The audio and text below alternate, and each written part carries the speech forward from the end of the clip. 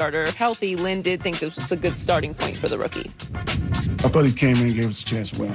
But there's a lot that you don't know. There's a lot, that we didn't get done with Justin on the field yesterday.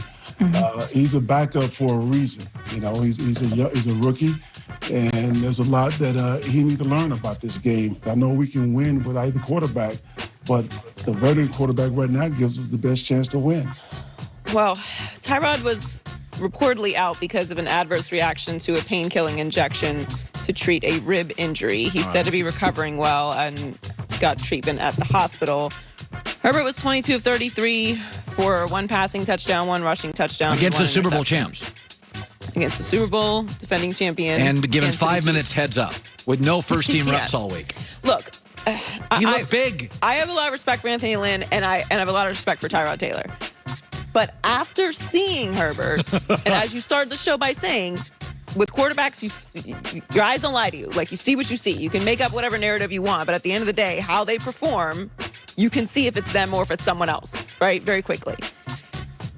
Justin Herbert having that performance, if Tyrod gets back out there and has 1 or 2 bad weeks in a row, that's just how it's going to go. We've seen him now. Herbert just looked big and athletic.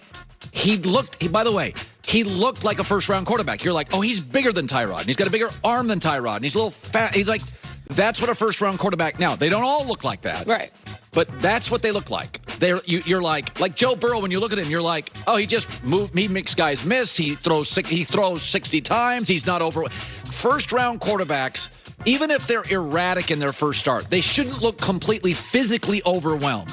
Like Baker or at times. mentally overwhelmed. Right. Where they're throwing 6 interceptions. Like, I just thought the eye test was Herbert may be erratic and may miss some audibles that Tyrod would pick up, but, God, he looked big. The other issue is we kind of know what Tyrod is, which is a good quarterback, playoff-level quarterback, but we sort of know where he is in the league at this point.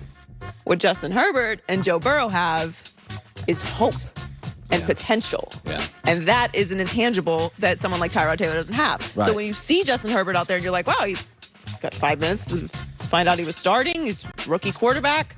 Did a pretty decent job against the Kansas City Chiefs. Now, if that wasn't Justin Herbert, we'd be like, all right, well, who is this guy? This is 5 years in the league. This is what it is. He's a rookie, and that was his first start.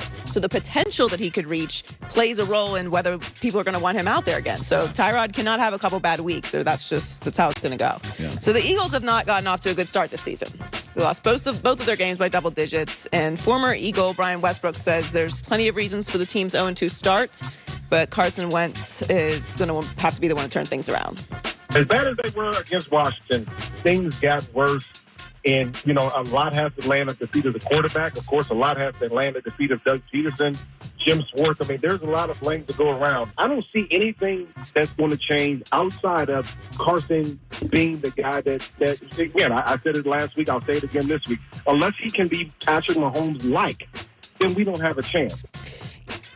He's probably right, but the thing about being Patrick Mahomes-like is there's only one Patrick Mahomes. Well, and also, there is some good news here. If we both acknowledge Wentz is a mess. Yeah. Daniel Jones, Dwayne Haskins are, at best, developing. I'm not sure if they're emerging. They're developing. And the Cowboys right now are lucky to be 1-1.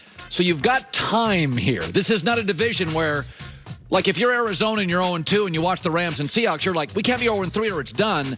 Philadelphia's got a long runway here to figure out what the issue is, and I don't know what it is, but there's time here. This is not urgent. They don't have to win Sunday. Well, we also know that Carson Wentz has the ability to put the team on his back because he did it last year. Yeah. Now, if he's the same guy this year, like that's the question. We don't really know what's going on with the Eagles, but as you mentioned, everyone's kind of got to calm down. We feel like we have a ton of information on everybody, but we really don't. It's only week 2.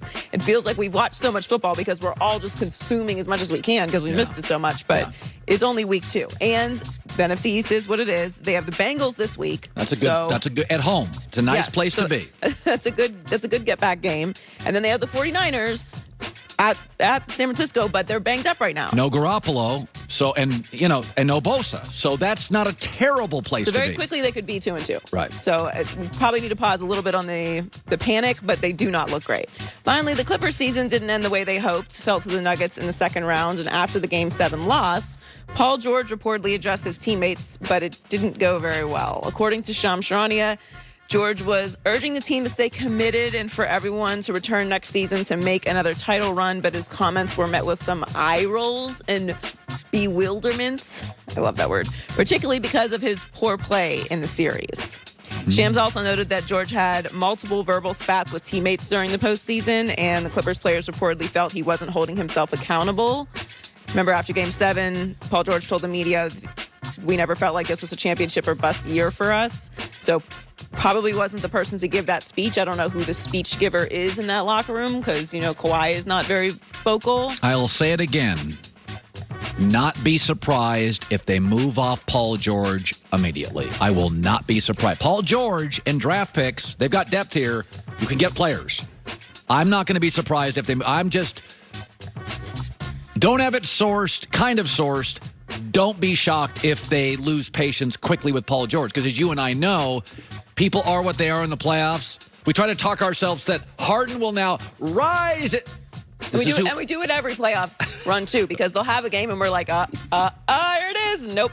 And listen, Paul George is a great player, but the Clippers are not built for the regular season. This is a team that is built to win a championship. That is the expectations. That's the expectations of the owner, Steve Ballmer. That's the expectations of the coach, Doc Rivers. Kawhi Leonard. Because everyone's down on Kawhi Leonard right now like he didn't just win a championship last year. I got no issues with Kawhi. I mean, he didn't have a great performance, but...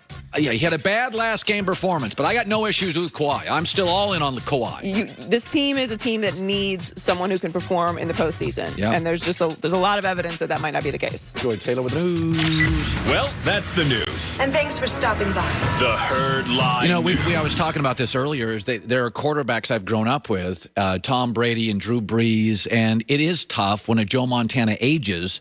But I do believe, I watched Drew Brees last night, and I've said this the last couple of years. New Orleans doesn't throw the ball down the field. And when you have these hyper-athletic quarterbacks, Russell Wilson and Aaron Rodgers and Lamar Jackson and Patrick Mahomes, and they're just so incredibly gifted, and they're giving you free touchdowns and stuff over the top, is that Brees looked more like Kirk Cousins last night. And I hate to say it, but, we know the age game. We know how it works. Peter King is now joining us, brought to you by Mercedes-Benz, the best or nothing, NBC Sports, 3-time National Sports Writer of the Year. Listen, it can be painful.